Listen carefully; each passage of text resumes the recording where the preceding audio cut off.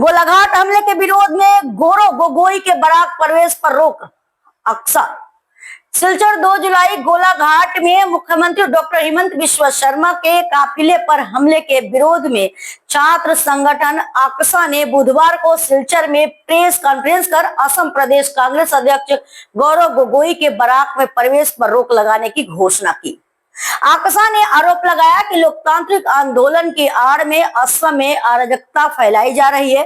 संगठन ने मांग की कि गोगोई मुख्यमंत्री से सार्वजनिक रूप से माफी मांगे और हमले में शामिल दोषियों को सख्त सजा दी जाए। আর যদি উনি ক্ষমা না চান তাহলে তাকে বড়াকে ঢুকতে আমরা প্রতিরোধ গড়ে তুলব। আপনারা জানেন যে এ ধরনের নোংরা রাজনীতি আকশা বরদাস্ত করবে না, তাই আন্দোলন নামে এ ধরনের আস্ফালন আমরা সেটা মেনে নিতে পারি না। গণতান্ত্রিক দেশে প্রত্যেকে গণতান্ত্রিক আন্দোলন করার অধিকার আছে, এটা গণতান্ত্রিক আন্দোলনের মধ্যে পড়ে না। যারা আজকে বোতল ছুঁড়ে মারছে কালকে পাথর ছুঁড়ে মারবে, এটা কাশ্মীর নয়, এটা আসাম।